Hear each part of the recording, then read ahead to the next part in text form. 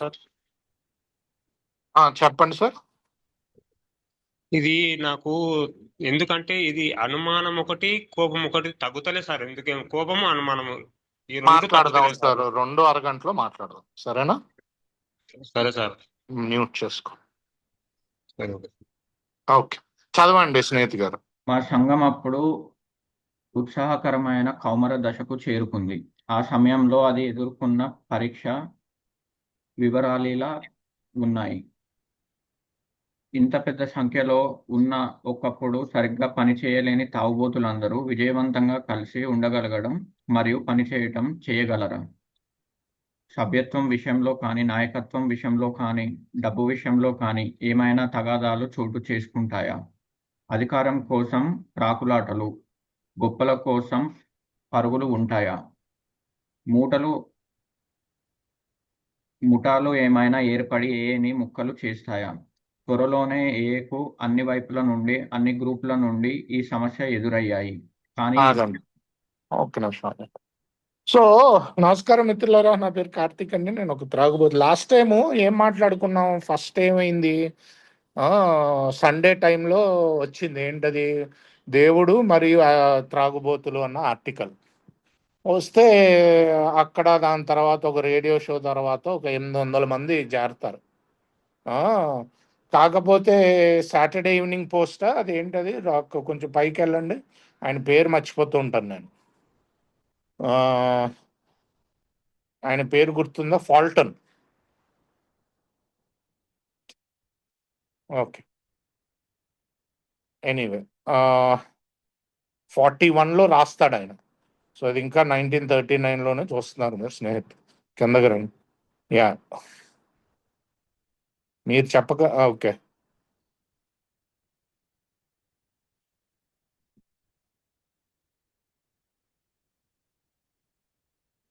Yeah, Saturday evening post అనే పత్రికలో John Alexander అని ఆయన రాస్తాడు.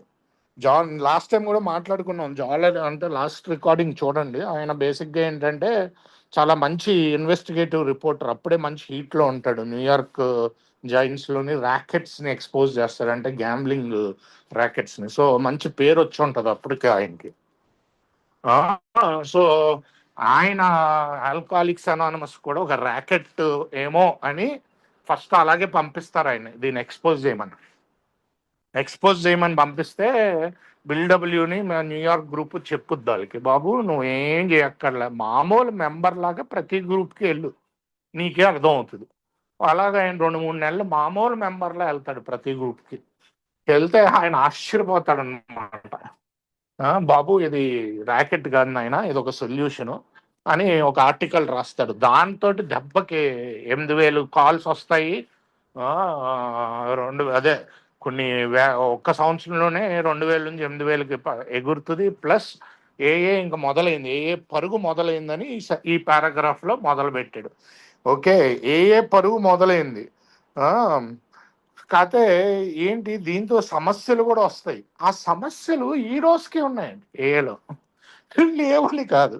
అందుకనే మనకి ట్రెడిషన్స్, మనం అందరం తాగుబోతులం. ఆ సమస్యలు మనకి నాకైనా ఉంటాయి, ఎవరో చేస్తున్నారని కాదు, నాకు ఆ థాట్స్ వస్తాయి. ఇమీడియట్గా నేను నా హయ్యర్ పవర్ దగ్గరికి తీసుకెళ్తాను దాన్ని, అంటే నేను చేసేదానిలో. కలిసి ఉండగలరా, అది ఈ పారాగ్రాఫ్లో మెయిన్ క్వశ్చన్. ఎందుకు కలిసి ఉండలేరు? ఎందుకు కలిసి ఉండలేరు అంటే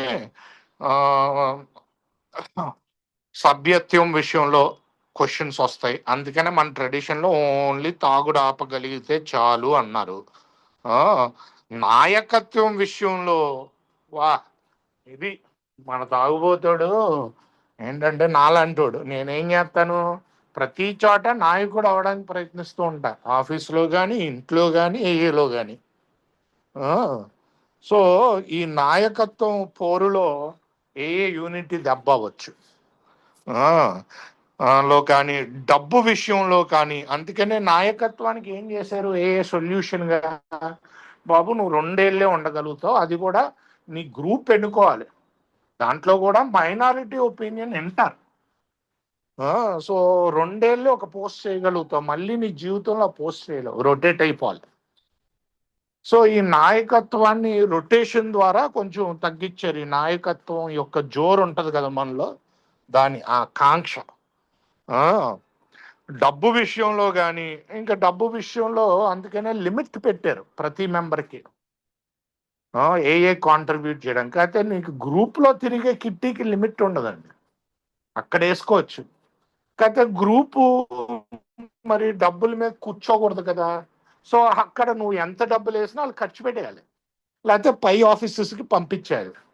సో గ్రూప్ లెవెల్ గ్రూప్ కిట్టీకి లిమిట్ ఉండదు. కాకపోతే నువ్వు ఎంత జిఎస్ఓకి ఇప్పుడు ఇండియాలో 1,00,000 ఇవ్వగలుగుతావు సంవత్సరానికి మ్యాక్సిమం. వీలుల్లో కూడా 10,000 కంటే ఎక్కువ తీసుకోరు మ్యాక్సిమం, అది కూడా $10,000. దాని తర్వాత ఏమైనా అదే, దాని తర్వాత అధికారం కోసం రాకులాట. అధికారం, నాయకత్వం అక్కర్లా, అధికారం. గ్రూప్ మీద నాయకత్వం ఇందాక అన్నాడు, మళ్ళీ అధికారం అని ఎందుకు అంటున్నాడు? ఎందుకంటే గ్రూప్లో నేను ఎలాంటి పోస్టు చెయ్యకపోయినా నేను అధికారం చలాయిస్తూ ఉంటా. నాకు తెలుసు, నేను సీనియర్ మెంబరు, నువ్వు ఇవన్నీ కాదు. నేను ఒకవేళ నిజంగా నాకు దాని గురించి కాస్త పుస్తకాల్లో చదివి తెలిసినా ఇన్ఫర్మేషన్ ఇచ్చేటప్పుడు దాని గురించి యాడ్ చేసి అప్పుడు ఓటింగ్ జరగనివ్వాలి. అందుకనే ఇన్ఫార్మ్డ్ గ్రూప్ కాన్షియన్స్ అంటారు. ఇన్ఫార్మ్డ్ అంటే ఎన్ని విషయాలు తెలుసుకోవటం, మన ట్రెడిషన్స్ ఏం చెప్తున్నాయి, ఇది చేస్తే ఇది ప్లస్, అది చేస్తే ఇది మైనస్లా ఉండొచ్చు. సో గ్రూప్ నుంచి ఇన్ఫర్మేషన్ ఇచ్చేది ఆ గ్రూప్ కాన్షియస్ తీసుకునే, అంటే గ్రూప్ అంతఃకరణ తీసుకునే ఆ రోజు చైర్పర్సన్, అది ఎవరైతే ఉంటారో. గొప్పల కోసం పరుగులాట, నేను అక్కడ సర్వీస్ చేశాను, ఇక్కడ సర్వీస్ చేశాను, నేను ఏకి ఇది చేశాను, నేను అది చేశాను, నేను జాబ్లో తోపుని. అంతా దేవుడు దయ సార్. నేను ఏమీ చేయలేని మనిషిని. ఈరోజు నా సంగతికి వస్తే ఆయన చేయించుకుంటున్నాడు. ఈ రోజుకి కూడా ఆయన్ని నిత్యం ఆహ్వానిస్తూ ఉండాలి నేను ఏమైనా చెయ్యాలి అంటే.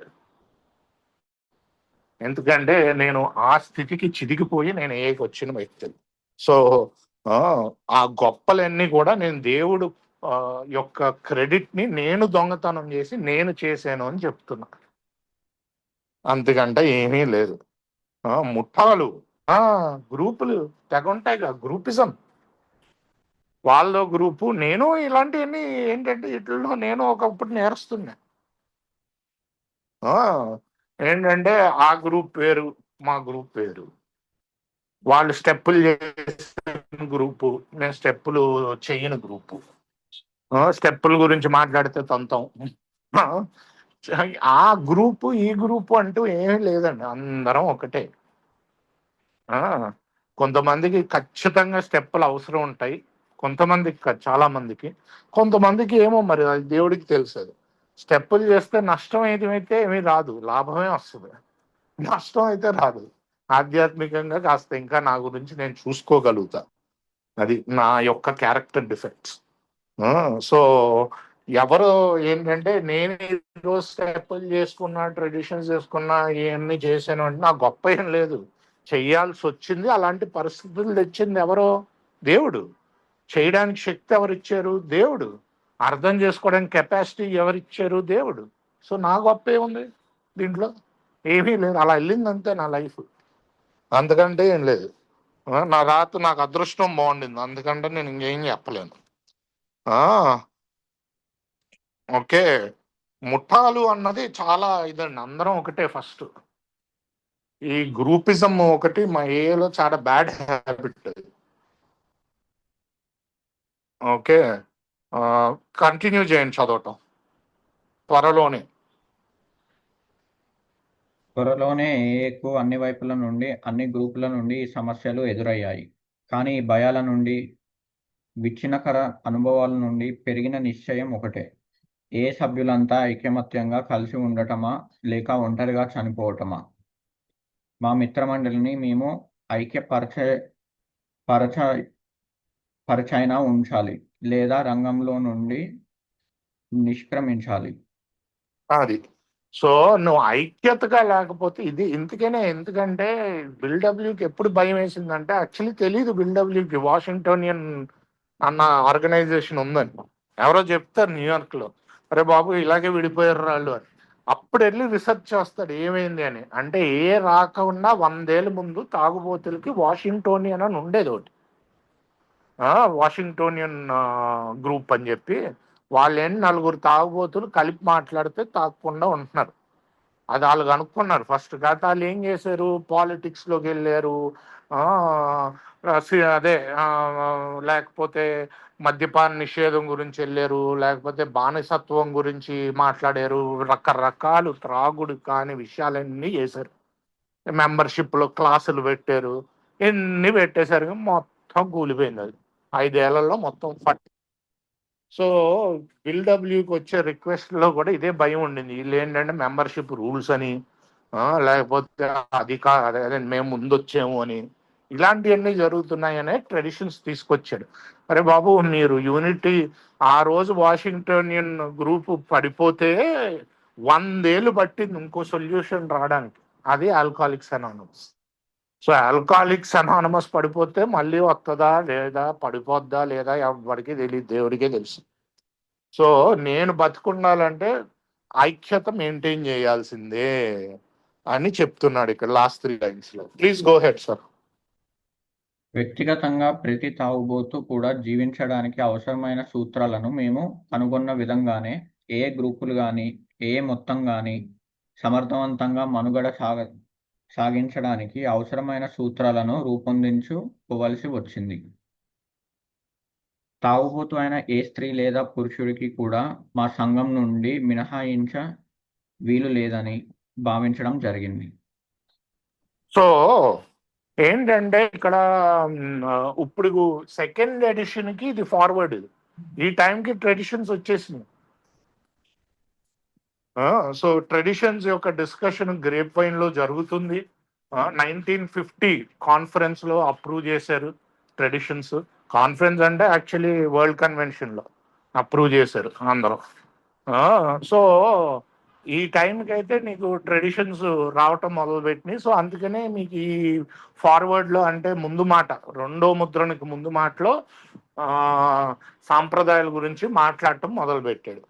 ఏంటి, ఫస్ట్ త్రాగుబోతు మెంబర్షిప్ ఏం అక్కర్లేదు బాబు, జస్ట్ త్రాగుడు ఆపే కోరిక ఉంటే చాలు. ఇంతకుముందు ఏంటంటే నిజాయితీ అయిన కోరిక అనేవారు, అది కూడా తీసేశారు. నేనెవరు నీ నిజాయితీ ప్రశ్నించడానికి. అందుకనే ఏలో అంటారు, పక్కనోడు ఇన్వెంటరీ తీకు, నేనెవడిని తీయడానికి, నేను దేవుడినా? నాకు దేవుడు ఒక్కడికే తెలుసా నిజాయితీ ఉందా లేదా, నాలో డిఫెక్ట్ ఎందుకు ఉంది, ఎప్పుడు పోతుంది, దాంతో పని ఏముంది, అవన్నీ కూడా దేవుడికి తెలుసు.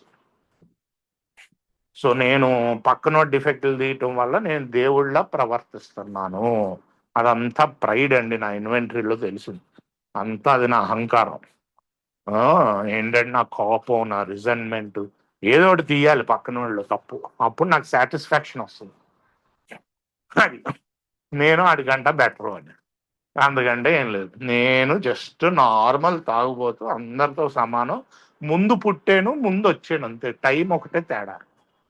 అది మీరందరూ ఎవరైనా నాకంట గొప్పగా గ్రో అవ్వచ్చు, అందరూ గ్రో అవ్వచ్చు కష్టపడితే, దేవుడి దయ. అది ప్లీజ్ గో హెడ్.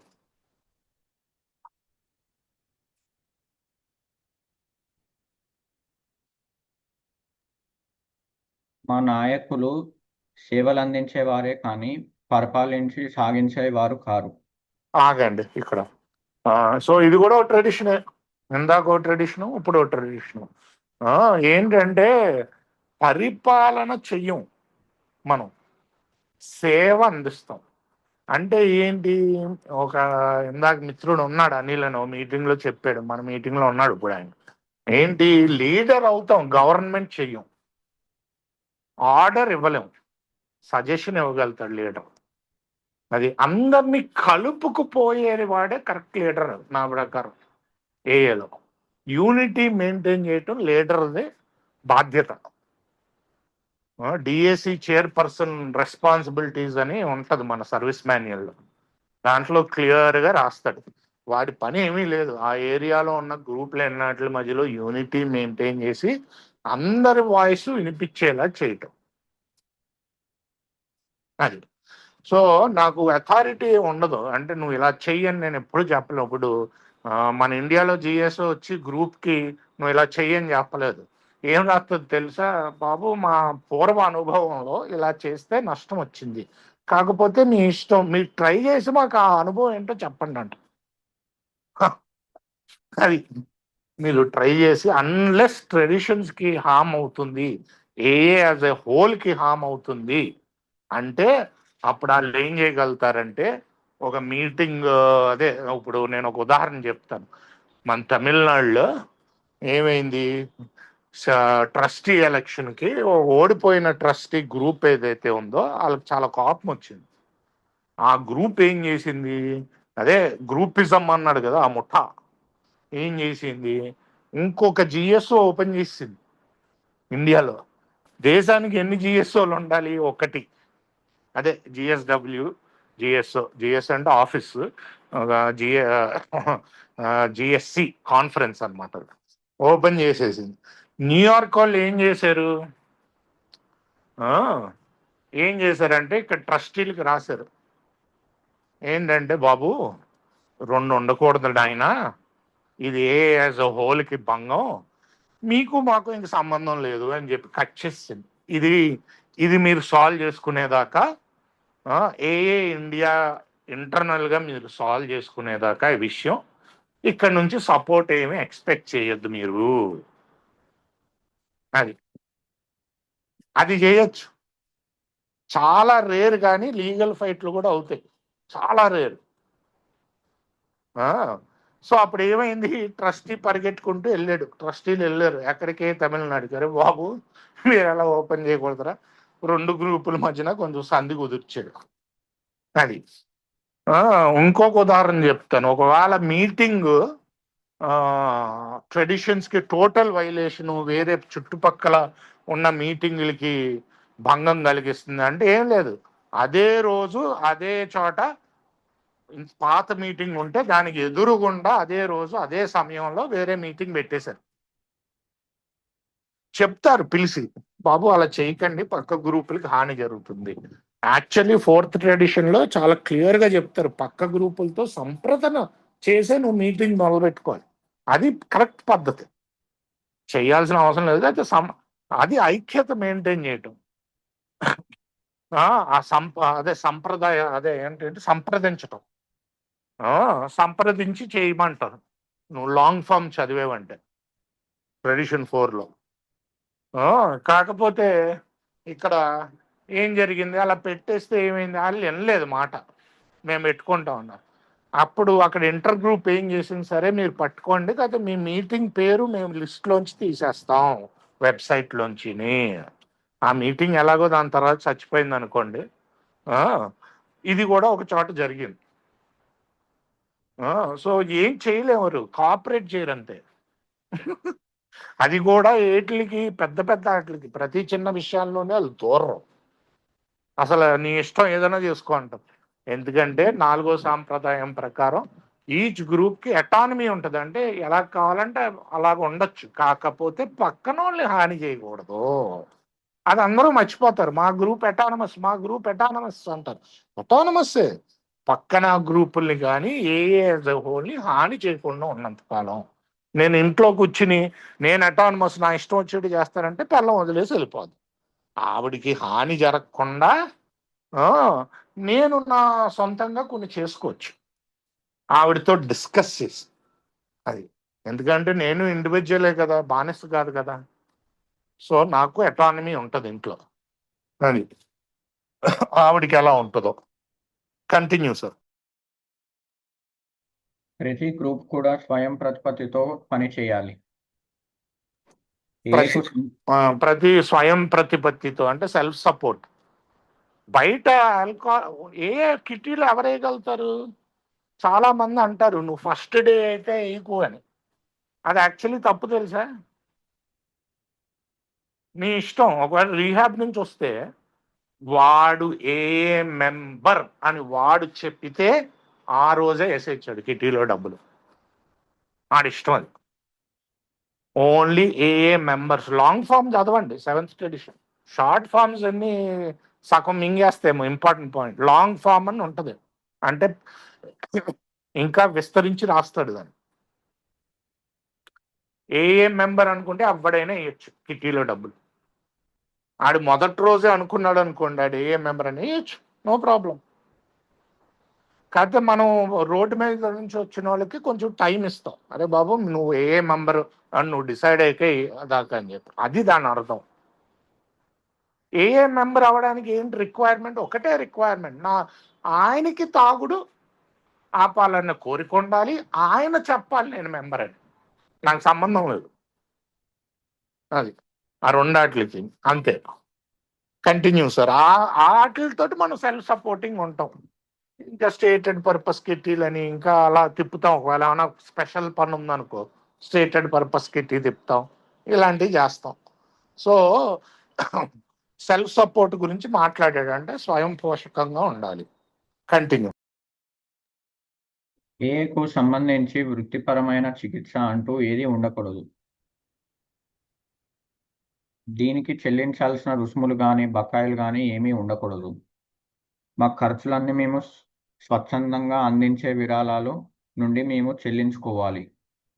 మా సేవా కేంద్రాల్లో కూడా కేవలం కనీస స్థాయిలోనే నిర్వహణ ఉండాలి. మా సో సారీ, సో ఏం చెప్తున్నాడు బాబు, మనకు మనం సపోర్టు. నువ్వు వేయాల్సిన వస్తుందా కిట్టీలు? అక్కర్లేదు, గ్రాటిట్యూడ్, నీ ఇష్టం, ఫ్రీ. ఒక్కటండి, డబ్బుల విషయంలో ఫ్రీ, కానీ నిజంగా చెప్పాలంటే ఏ ఫ్రీ కాదు, నువ్వు కష్టపడాలి. కొన్ని రోజులకి నేనే వేస్తాను డబ్బులు నా ఏ అనుకుని. అది నిజంగా ఫ్రీ ఏం కాదు, కష్టపడ మనం అందరం కూడా 1 day at a time చేయాల్సిన పనులు చేసుకుంటూ వెళ్తాం. అది కంటిన్యూ సార్.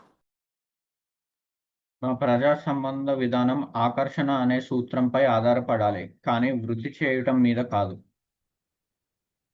సో ఆకర్షణ అంటే ఏంటి? అది బాబు నా కథ, మేమందరం ఇలా ఉండేవాళ్ళం, ఇలా మారాం, అదే ఆకర్షణ. చేంజ్, మార్పు. నేను అప్పుడు బెల్లాన్ని కొట్టేవాడిని, ఇప్పుడు కొడతానంటే నేనెందుకు వస్తానే. అప్పుడు నాకు మా ఆవిడికి రోజుకి వారానికి 3 గొడవలు జరిగేవి కొత్తల్లో. ఇప్పుడు నెలకోటో 2 నెలకోటో ఏదో జరుగుద్ది. ఆ మార్పు అది జరగకుండా అంటే నేను ఏంటంటే మేము ఇండివిజువల్స్గా ఉంటాం. అటానమీ అన్నాడు కదా, సో ఏం చెప్తే అది నోరు మూసుకుని అలా చేయను నేను. అది నా స్టైల్. ఇండివిజువల్గా ఫ్రెండ్స్గా ఉంటాం. అది వీఆర్ ఫ్రెండ్లీ, ఇద్దరం మాట్లాడుకుంటాం, ఇద్దరం ఒపీనియన్స్ చెప్పుకుంటాం. నేను తగ్గాల్సినప్పుడు తగ్గిపోతాను. అది ఆవిడ ప్రోగ్రామ్ ఆవిడ చేస్తుంది కాబట్టి ఆవిడ తగ్గాల్సిన వాడు ఆవిడ తగ్గిపోతాం. బ్యూటిఫుల్గా ఉంటుంది రిలేషన్షిప్ ఈరోజు. అది నేను నిజంగా నా మనసుతో ప్రేమిస్తున్నాను నేను. అది అంతా హయ్యర్ పవర్ ఇచ్చాడు, నేను చేసింది ఏమీ లేదు. ఏఏలో ఉన్నది చేస్తే హయ్యర్ పవర్ ఇచ్చాడు.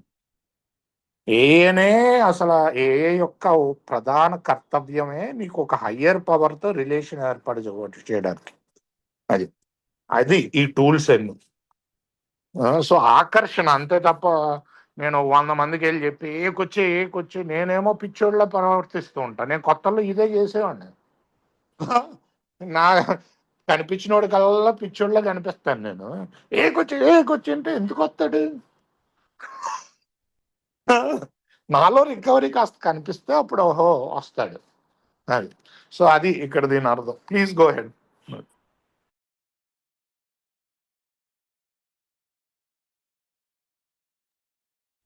పత్రికలలోనూ రేడియో టీవీ సినిమాలలోనూ మా సభ్యులందరి పేర్లు వెల్లడించకుండా ఉండటం అవసరమని నిర్ణయించబడింది.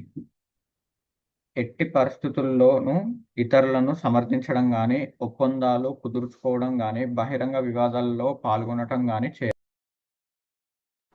సో ఓకే, ఇక్కడ ఆపుదామండి. 5:30 అండి, ఇది చెప్పేసి నేను ఆపుతాను. సో ఏంటి, ఇప్పుడు ఏంటంటే మీకు ట్రెడిషన్లో చేంజ్ రాకపోయినా మీకు ఇప్పుడు ఎనానిమిటీ కార్డ్లో మార్పు తీసుకొచ్చారు. ఎనానిమిటీ కార్డ్ అని ఉంటుందండి. ట్రెడిషన్ అలాగే ఉంది. ట్రెడిషన్ ఏంటి, నువ్వు గుప్తత మెయింటైన్ చేయాలి. ఎక్కడ? Radio, film, press. ఎనానిమిటీ కార్డ్లో వెబ్ కూడా పెట్టాడు. ట్రెడిషన్ మార్చాలంటే 2/3 గ్రూప్స్ రిటర్న్గా పంపించాలి జిఎస్ఓకి.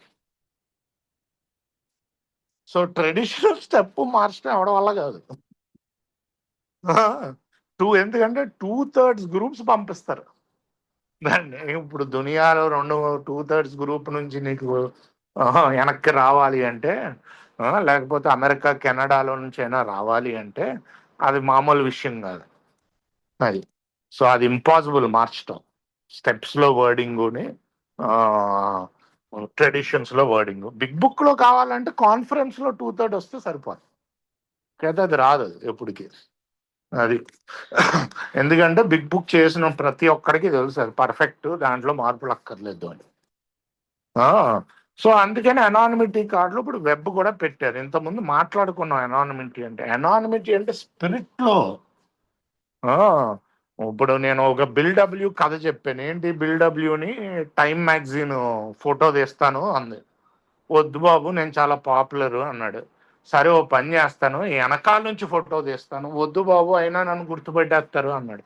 సరే ఓ పని చేస్తాను, మొత్తం అసలు ఫోటో కూడా లేకుండా జస్ట్ ఒక షాడోలో పెడతాను. వద్దు బాబు, నా కథ వింటే గుర్తుపెట్టేస్తారు అన్నాడు. అది. సో ఏంటంటే నీకు స్పిరిట్లో ఫాలో అయ్యాడు. అది నేను ఒక రిప్రజెంటేటివ్ అవ్వకూడదు పబ్లిక్లో. అది. సో స్పిరిట్లో ఫాలో అయ్యాడు. పబ్లిక్లో ఏంటి, యూజువలీ నా పేరు అయితే వేయకూడదు, పూర్తి పేరు, నా మొహం కనిపించకూడదు. మనం బిల్డబ్ల్యూ అంత పాపులర్ కాదు కాబట్టి మొహం కవర్ అయితే సరిపోద్ది. అది బిల్డబ్ల్యూ అంటే మొత్తం ప్రపంచం అంతా తెలుసు ఆయన ఏ మెంబర్ అని. అందుకని ఆ లెవెల్లో మెయింటైన్ చేశాడు. సో అనానిమిటీ మెయింటైన్ చేయాలి. ఇదిగో ట్రెడిషన్స్ అన్ని ఆల్రెడీ రాశాడు బిగ్ బుక్లోనే, 2nd ఎడిషన్కి. అది ఇక్కడ ఆపుదాం. నేను ఇక్కడ నుంచి నోరు మూసుకుంటాను. స్నేహితు గారు మీరు మోడరేట్ చేయండి సార్. ఇప్పుడు ఏంటంటే మనం చేసేది, ఎవరైనా ఇప్పుడు దాకా చదివిన దాని మీద ఎక్స్పీరియన్స్ కానీ ప్రశ్నలు కానీ.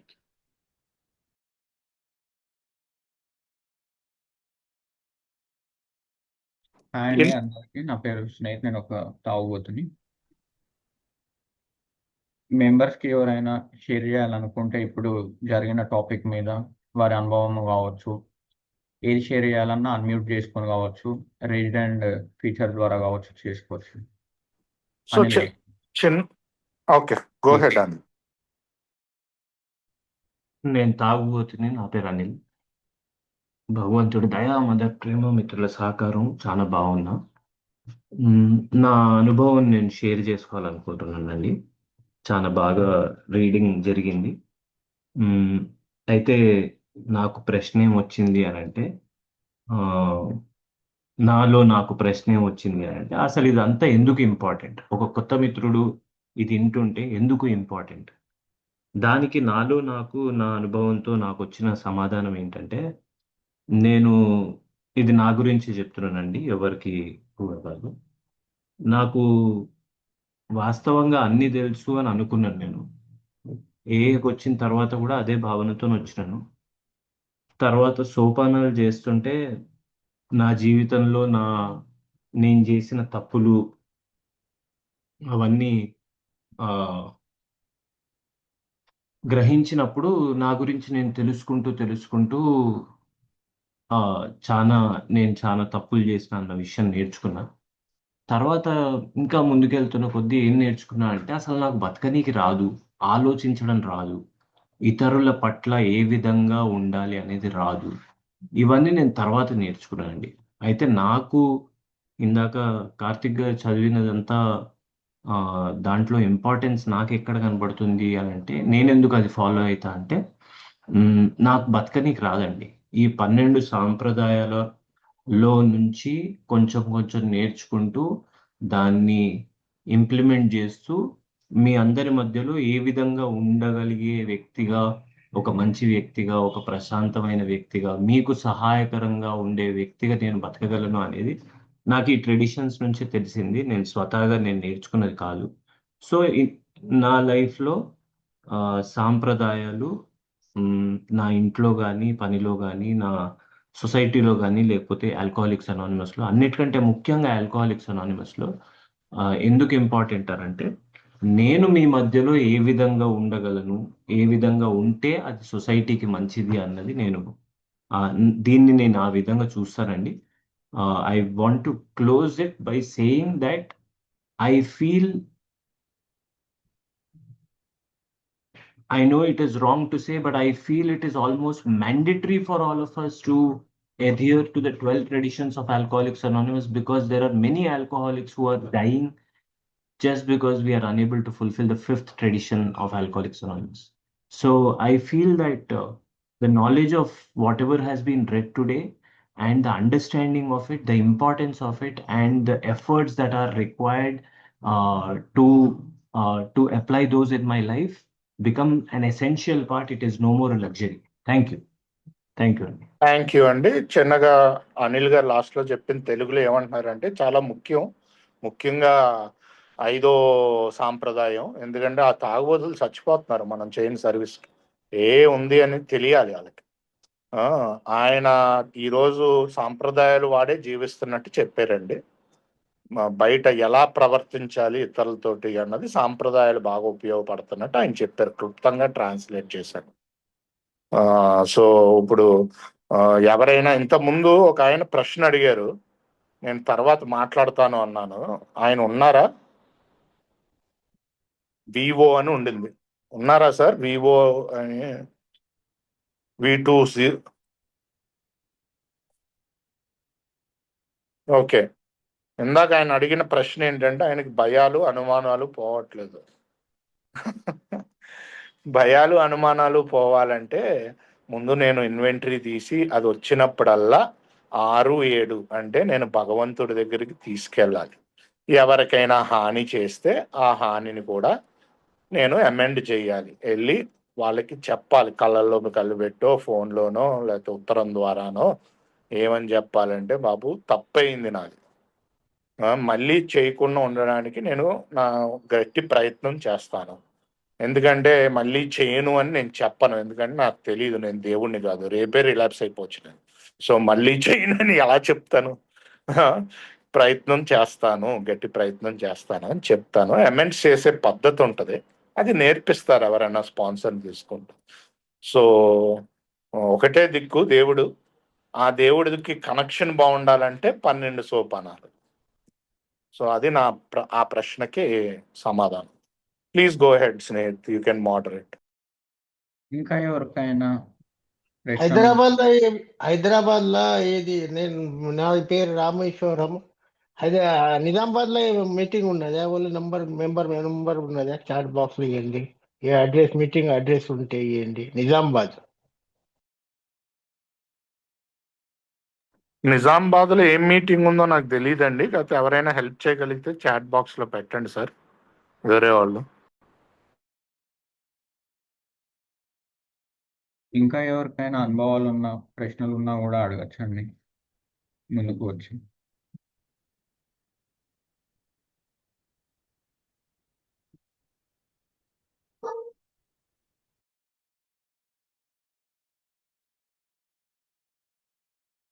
స్నేహిత్ చేయండి ప్రసాద్ గారు. ఓకే, నా పేరు ప్రసాద్, నేను ఒక ఆల్కహాలిక్ అండి. ఇప్పుడు మొదటి ట్రెడిషన్లో మన ఉమ్మడి సంస్థలో అత్యంత ముఖ్యమైనది ఐక్యత అని చెప్తున్నారు కదా. ఐక్యత ఇది ఏలో మనకి అతి పెద్ద ఆస్తి అని అంటారు. అసలు ఏంటది?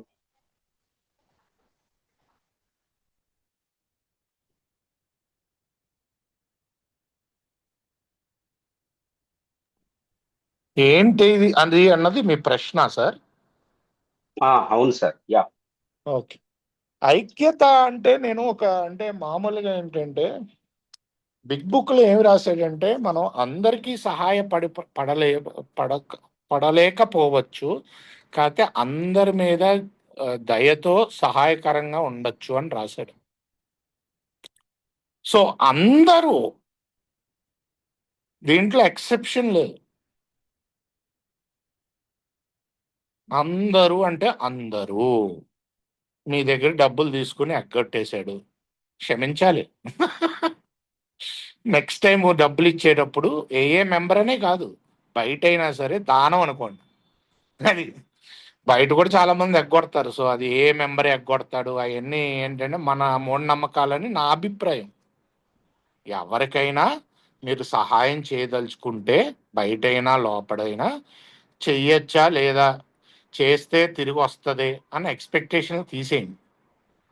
ఆ, మీరు చేయగలిగితే చెయ్యండి, లేకపోతే లేదు. అదొక ఉదాహరణ చెప్తున్నా. ఎవరో మిమ్మల్ని ఏంటంటే మీ వెనకాల చాలా మాటలు మాట్లాడాడు, ఆయన మీద రిజన్మెంట్ ఉంది, రాయండి రిజన్మెంట్, 4 కాలంలో రిజన్మెంట్ రాసి మీరు క్షమించి దయతోటే ఉండాలి బిగ్ బుక్ ప్రకారం. రిజన్మెంట్ ఇస్ ఎ లగ్జరీ మామూలు వాళ్ళకి. సో ఎవరి మీద రిజన్మెంట్ లేకుండా ప్రేమగా సహాయపడుతూ ఉండటం యూనిటీ.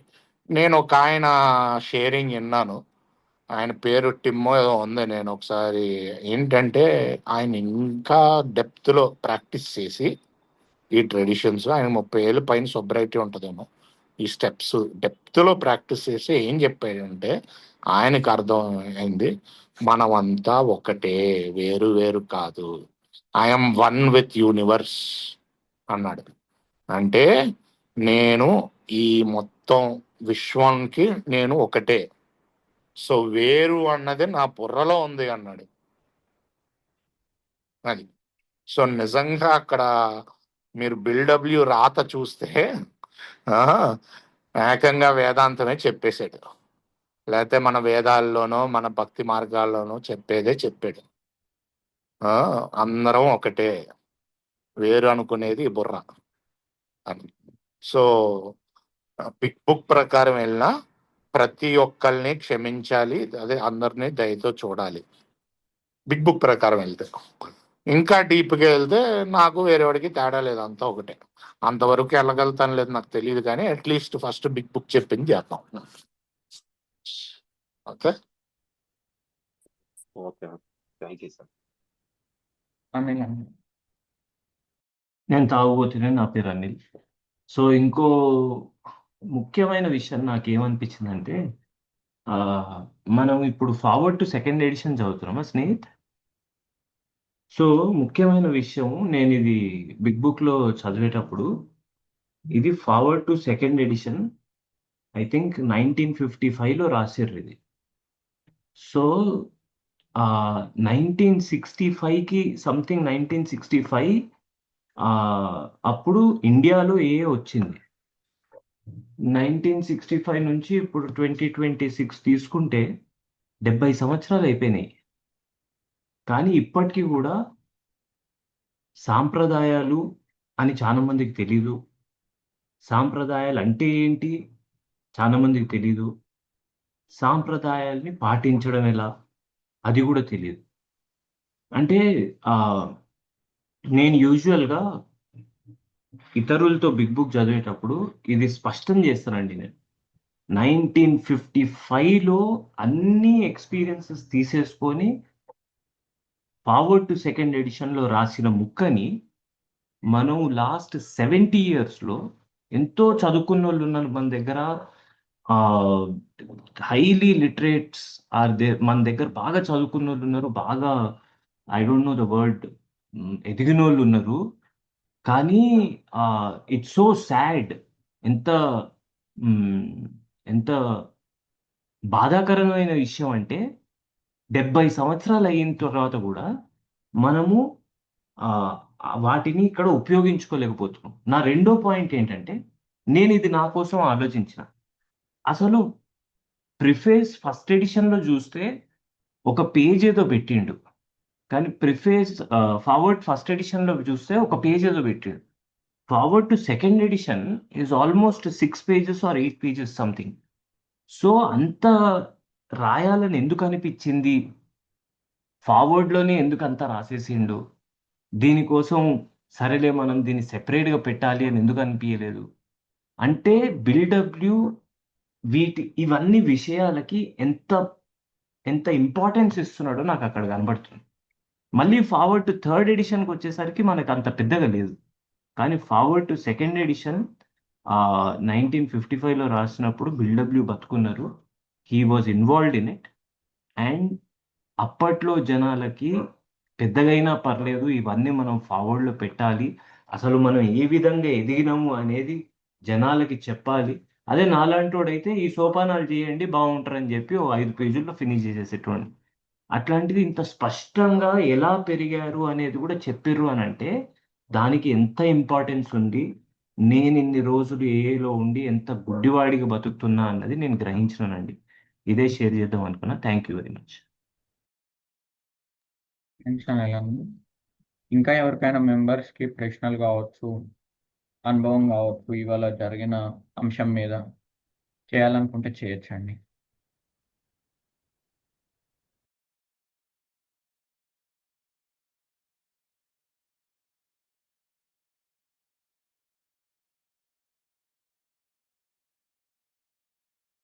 ఓకే. నాకు క్వశ్చన్ నిన్న సహాల్ కాదు. ఇప్పుడు థర్డ్ ఉంటుంది కదా, అదే డిజైర్ టు స్టాప్ డ్రింకింగ్ అంటారు, రాగుడు ఆపేయాలనే కోరిక. అంటే దానికి ముందు అది తర్వాత ఎప్పుడు వచ్చింది, దానికి ముందు ఈ ట్రెడిషన్ పుట్టక ముందు దానికి ఏమైనా ముందు ఏమైనా జరిగాయా ఇలాంటివి ఏమైనా, ఇప్పుడు వచ్చిందా ఇది ఈ పదం? సో ఇది నాకు కొంచెం తెలుసుకోవాలనుకుంది సార్. ఓకే, ఎవరైనా ఆన్సర్ చేయొచ్చండి, నేనే అని కాదు. ఎవరైనా చేస్తారా లేకపోతే నేను చేయనా?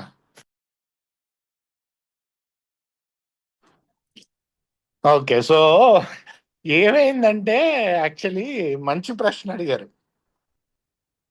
ఏమైందంటే ప్రతి న్యూయార్క్ ఆఫీస్కి ఉత్తరాలు రాసేవారు, ఏమైనా గ్రూప్ పెట్టినా ఏం చేసినా. ఎందుకంటే న్యూయార్క్ ఆఫీసు సెంట్రల్ అనమాట. రూత్ అని చెప్పి అదే టైపిస్ట్ ఉండేది. బిల్డబ్ల్యూ పర్సనల్గా రూత్ తోటి కూర్చుని ఇదే పని, బిల్డబ్ల్యూ పొద్దున్న సాయంకాలం దాకా ఉత్తరాలు ఆన్సర్ చేయటం. దాంట్లో చూస్తుంటే ఒక్కొక్క గ్రూపు రూల్స్ పెట్టేసుకుంటుంది, ఎవడ మెంబర్ అవ్వచ్చు ఎవడ మెంబర్ అవ్వకూడదు అని.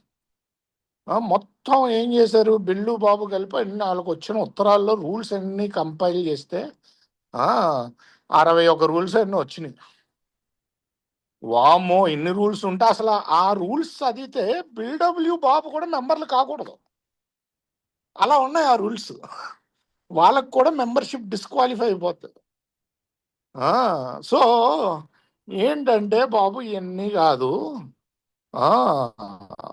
ఏంటి ఎన్ని రూల్స్ కాదు బాబు, ఒకటే కండిషను, మనం ఎవరమయ్యా రూల్స్ పెట్టడానికి? మనం దేవుళ్ళమా? ఇయే దేవుళ్ళ ప్రవర్తించడం. మన పని ఏంటంటే రూల్స్ లేకుండా ప్రేమ సహాయం చూపించాలి. ఒక ఉదాహరణ నిన్న మొన్న జరిగిన అనుభవం చెప్తా. మా హోమ్ గ్రూప్ మెంబర్స్ ఒక ఆయన వచ్చాడు మీటింగ్కి, దాని తర్వాత తాగేసి పడిపోతే వాళ్ళ భార్య ఫోన్ చేసింది. నాకు నా పాత రూల్స్ అన్నీ గుర్తొచ్చినాయి, ఒకసారి రిలాప్స్ అయిన మెంబర్కి వెళ్ళి సహాయం చేయకూడదు, ఇవన్నీ నా పాత రూల్స్ అనమాట. అంటే నాకు ఏం చేస్తా, అన్ఫార్చునేట్. వాళ్ళిద్దరూ వస్తావా అని అడిగారు, నన్ను అడిగితే నేనేం మాట్లాడలే. సో మాట్లాడకపోతే దాని తర్వాత గుర్తొస్తే దాని తర్వాత ఏంటంటే సహాయానికి నువ్వు వెళ్ళొచ్చు, వాళ్ళు పిలిస్తే. ఏ సహాయం? తిండి పెట్టచ్చు కావాలంటే, అక్కడ పడిపోతున్నాడు అంటే కావాలంటే మీటింగ్కి ఎక్కించుకుని రావచ్చు, ఆ సహాయానికి వెళ్ళచ్చు. నాకు వెళ్ళాలని లేకపోతే ప్రేమగా చెప్పచ్చు, అది చేయొచ్చు, కటువుగా చెప్పకుండా. నాలాంటాడు కొంచెం కటువుగా చెప్తాడు, చల్ అంటాడు, అది కటువు కాస్త తగ్గించుకోవాలి నేను కూడా. సో ఈ రూల్స్ ఏమీ లేవు, ఒకటే రూలు, వాడికి త్రాగుడు మానాలన్న కోరిక అని పెట్టారు. దాని తర్వాత రూల్ 62 అని కూడా వచ్చింది. అదేంటంటే ఒకటి ఇలాగే ఓ పెద్ద హాస్పిటల్ క్లబ్బు, కిందేమో ఏ మీటింగ్లు, మధ్యలో క్లబ్బు, పైన ఏమో హాస్పిటల్, ఆ టైప్లో ఏదో పెట్టాడు. పెట్టి ఇలాగే బోర్డు బయట పెట్టాడు ఎన్నో రూల్స్. ఇది ఏ కమ్స్ ఆఫ్ ఏజ్లో ఉన్నట్టుంది. ఫెయిల్ అయిపోద్ది. బిల్ దగ్గరికి వచ్చినప్పుడు ఏమైందిరా అని అడుగుతాడు. బిల్లు మొత్తం ఫెయిల్యూర్ అంటాడు. దీన్ని బట్టి నీకు ఏమర్థమైందంటే అంటే రూల్ 62 పెట్టు బాబు, don't take yourself too seriously. మనం సీరియస్గా చేసేది కాదు ఇది, ప్రేమతో ఫన్ తోటి చేసేది. డాక్టర్ బాబు రాస్తాడు కథలో ఏంటంటే I do it for fun and free. సరదాగా మనం ఏదో మార్చేయాలని అండి, మనం ఏదో ఉద్ధరించేయాలని ఏమి కాదు, సరదాగా చేయాలి. అయితే అవుతుంది దేవుడు, అది మనం ఏమి మార్చాం, ఏదో సరదాగా చేసుకుంటూ వెళ్ళిపోవాలి అంతే. సో ఆ లిస్ట్ చూసి ఇమీడియట్గా త్రాగుడు, ఫస్ట్లో అయితే త్రాగుడు ఆపాలన్న నిజాయితీ అని కోరికనే పెట్టారు. ఆ నిజాయితీ కూడా తీసేశారండి తర్వాత. మీ ప్రశ్నకి ఆన్సర్ కాస్త నా అనుభవాలు పెట్టేశాను దీంట్లో. Thank you. Thank you sir, thank you very much. Sir నాది ఒక క్వశ్చన్. చెప్పండి సార్. లాస్ట్ మనకి ఓల్డ్ బిగ్ బుక్ లో తాగుడు ఆపాలని నిజాయితీ గల కోరుకుండాలని ఉంది కదా, తర్వాత అది అక్కడే మార్పు చెందారా మన ఇండియాకు మార్పు చేశారా? లేదు, యుఎస్ కెనడాలోనే మార్పు జరిగింది. మన ఇండియా Okay, అక్కడ- ట్రెడిషన్స్ బిగ్ బుక్ మన ఇండియా రాయదండి, మనం యుఎస్ కెనడాది ఫాలో అవుతాం. అయితే అప్పుడు మన వ్యవస్థాపకులు ఉన్నప్పుడే ఈ మార్పు జరిగింది కదా. Okay okay okay. లిటరేచర్ ఎప్పుడు కూడా యుఎస్ కెనడానే అప్రూవ్ చేయాలి, ట్రాన్స్లేషన్ కూడా వాళ్ళే అప్రూవ్ చేయాలి. అది అప్పుడే అది అఫీషియల్. మనకి అన్అప్రూవ్డ్ కూడా వాడేసాం కొంతకాలం ఇక్కడ Telugu. So okay, so literature ఎప్పుడు అక్కడి నుంచే వస్తుంది. కంటిన్యూ, అనిల్ గారు ఎత్తారు, ప్లీజ్ గో అహెడ్. నేను తాగుబోతున్నా, నా పేరు అనిల్. నాకు మంచి పాయింట్ గుర్తుకొచ్చిందండి. ఆ మన సాంప్రదాయాలు అని ఏం లేవు, అన్ని సాంప్రదాయాలు వరల్డ్ సాంప్రదాయాలే. ఇది ఎందుకు నేను స్పష్టంగా చెప్తున్నానంటే, నేను ఏలో కొత్తగా వచ్చినప్పుడు నాకు చాలా మంది మిత్రులు ఇదే చెప్పేది, మన దగ్గర అట్లా చేయరు కదా, మన సంప్రదాయాలు అట్లా చేయవు కదా అని. నేను సరేలే ఏదో బతకాల్సి వస్తుందని కష్టపడి బతికినా కానీ యాక్చువల్గా ఆల్కహాలిక్స్ అనానిమస్ సోపానాలు, సాంప్రదాయాలు, కాన్సెప్ట్స్ ఇవన్నీ కూడా వరల్డ్లో సేమ్ ఉన్నాయి. అవి ఏ దేశంలో ఏ లాంగ్వేజ్లో అయినా సేమే ఉన్నాయి. కొంచెం దాని అర్థాలు అటు ఇటు అవ్వచ్చేమో కానీ ఇక్కడ ఇండియాలో సెపరేట్గా సాంప్రదాయాలని లేకపోతే రూల్స్ అని, ఫస్ట్ ఆఫ్ ఆల్ ఆల్కహాలిక్స్ అనానిమస్లో ఏ రకమైన రూల్స్ లేవండి. రెండోది ఏంటంటే ఏ రకమైన కొత్తగా సోపానాలు, సాంప్రదాయాలు ఎలా జీవించాలో ఇలాంటివన్నీ ఎక్కడ కూడా ఎవరు రాయొద్దు నాకు తెలిసినంత వరకు. కానీ మీరు ఎక్కడన్నా అట్లాంటిది వింటే మీకు అవగాహన ఉండాలని చెప్తున్నాను. అన్ని సోపానాలు, సాంప్రదాయాలు, కాన్సెప్ట్స్ అన్నీ కూడా ఆల్కహాలిక్స్ అనానిమస్ వరల్డ్ సర్వీసెస్ ద్వారానే వస్తాయండి. Thank you. థ్యాంక్స్ అన్న. అప్పన్న గారు, ఇంకో ప్రశ్న ఉందా అండి మీకు? అదే నేను అప్పుడప్పుడు నా పేరు అప్పనండి, త్రాగుబోతుని. అప్పుడప్పుడు దైనిక చింతనలు చదివేటప్పుడు ఆల్కహాలిక్స్ అనానిమస్ పేజీ నెంబరు 577, 572 అని అప్పుడప్పుడు చదువుతూ ఉంటాను నేను. మన ఇండియా, మన తెలుగు బుక్ వచ్చినప్పటికి ఇప్పుడు 208 పేజీలు అనుకుంటా, 13. అంటే అది ఎలా జరిగింది? మన వార్డ్స్ వాళ్ళు తగ్గించారా, ఏమైనా మిస్?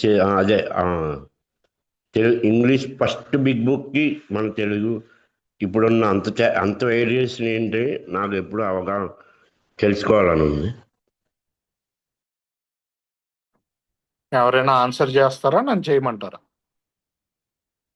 ఓకే, సో మనం ట్రాన్స్లేట్ చేసిన 3rd ఎడిషన్ అండి. 500 పేజీలు ఇవన్నీ 4th ఎడిషన్లో ఉంటాయి.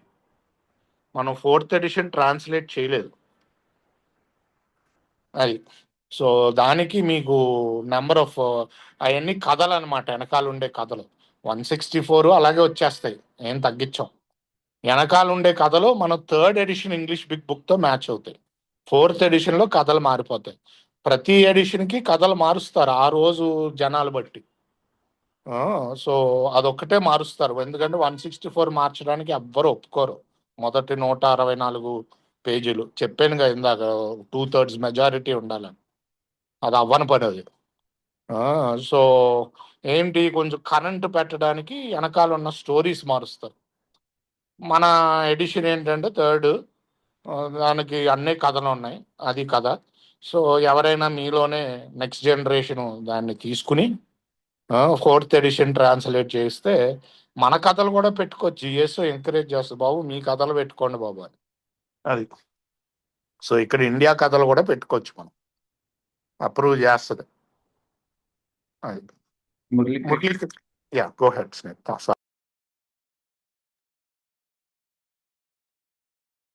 మురళీకృష్ణ గారు, మీరు హ్యాండ్ రైజ్ చేశారు, ఏదైనా ప్రశ్న ఉందా? సార్ నా వాయిస్ వస్తుందా? Hi, very good evening friends. నేను మురళీకృష్ణ, ఒక త్రాగబోతు. భగవంతుడయ్య ఏ మిత్రులు సాయి సకరాలు ఏ కార్శాంతి వాళ్ళు మాత్రం చుట్టూ దూరంగా ఉన్నారండి. ఒక చిన్న అనుమానం. ఇందాక అనిల్ గారు చెప్తూ మన లిటరేచర్ అంతా న్యూయార్క్ నుంచే వస్తుంది అని అన్నారు కదా. నేను సేమ్ అదే అనుకుంటున్నా, అదే నమ్ముతున్నా. నా దగ్గర కూడా కొన్ని బుక్స్ ఉన్నాయి. వాటిలో బుక్స్ లో సెకండ్ పేజ్ థర్డ్ పేజ్ తీయగానే ఫస్ట్ లోనే ఉంటుంది ఇప్పుడు తెలుగు వెర్షన్, ఇంగ్లీష్ లో ఏముంటుంది. దాంట్లో కూడా ఇక్కడ కింద 1991 alcoholics anonymous world service ISC New York some address అన్ని ఉన్నాయి. సో బిగ్ బుక్ కి ఇలాగే ఉంది, అన్ని బుక్స్ కి ఉన్నాయి. ఇక్కడ రోజువారీ ఆలోచన అనే ఒక బుక్ ఎల్లో కలర్, అది కూడా నా దగ్గర ఉంది. ఇక్కడ కొన్ని గ్రూప్స్ లో చదువుతూ ఉంటారు, కొన్ని గ్రూప్స్ లో చదవరు. దాని మీద మాత్రం ఎటువంటి ఇది ఉండదు. సేమ్ మన ప్రశాంత్ ప్రార్థన ఉంటది, ఏ నేమ్ అంతా రిపీటెడ్ గా జరుగుతూ ఉంటది. మరి ఇది న్యూయార్క్ ఆర్ GSO సంబంధించి ప్రింట్ కాకపోతే మరి ఇది ఎట్లా ప్రింట్ అవుతుంది, ఎట్లా సర్క్యులేట్ అవుతుంది? ఇది మరి మనం ఏమో అట్లా అరువు తెచ్చుకోవచ్చా? అది కరెక్టేనా? ఇది నాకు చిన్న డౌట్. ఎందుకంటే నేను ఇదే మాటను చాలా సందర్భాల్లో విన్నాను. 2-3 సీనియర్ మెంబర్స్ డిస్కస్ చేసుకోవడం, కొంచెం బయట చెప్పడం, కానీ నాకు క్లారిటీగా తెలవదు విషయం. మీకు కొంచెం అవగాహన ఉంటుంది అని అడుగుతున్నాను. ఎల్లో కలర్ లో ఉంటది రోజువారీ జ్ఞానము ఆలోచన జ్ఞానము ప్రార్థన అనేది.